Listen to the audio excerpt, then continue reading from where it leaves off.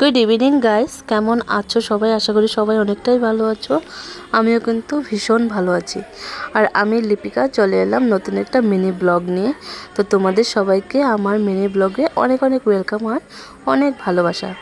এই যে দেখতে পাচ্ছ কার্টুনগুলোতে আমি মাটি ভরে ভরে রাখছি, আর তোমাদের দাদাভাইকে বলছি এখানে একটু মাটি ভরে দাও।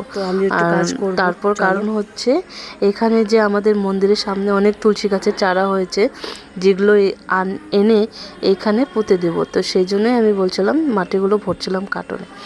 তো এই যে দেখতে পাচ্ছ এই যে আমাদের ঠাকুর ঘরের সামনে তুলসী গাছের চারা, আর এই যে মাটিগুলো সেগুলো সব তো মন্দিরেই দিতে হবে, কারণ মন্দিরটাকে তো ভাঙা হবে।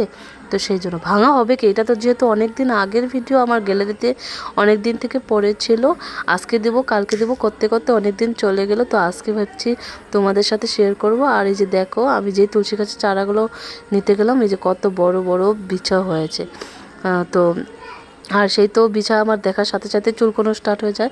তো তখন আর এই মানে মনে এইটা আনি নেই চুলকোতে হবে, কারণ এইসব কাজ করার পরে তো আবার স্নান করে নিতেই হবে। তো ওই যে সব তুলসী গাছের চারা উঠিয়ে নিলাম।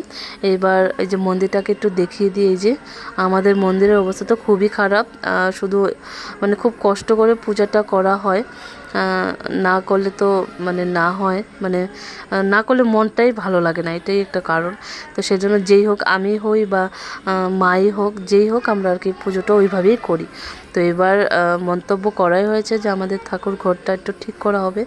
আর এই যে দেখতে পাচ্ছ আমি তুলসী গাছের চারাগুলো ওই যে লাগিয়ে দিচ্ছি, আর জল দেওয়ার পরে সঙ্গে সঙ্গে তো একটু তাজা মানে হয়েই উঠলো। ওই যে এটা কিন্তু আবার পরের দিনের ভিডিও, দেখো কি সুন্দর তরতাজা হয়ে উঠেছে। আর ভিডিওটা দেখার পরে কেমন লাগলো অবশ্যই কমেন্ট করে জানাবে। আর এই যে দেখতে পাচ্ছ আরও ছোট ছোট অনেক ফুল গাছের চারা আমি রেখেছি। আর এই যে ফুলটা কেমন লাগলো অবশ্যই কমেন্ট করে জানাবে। টাটা।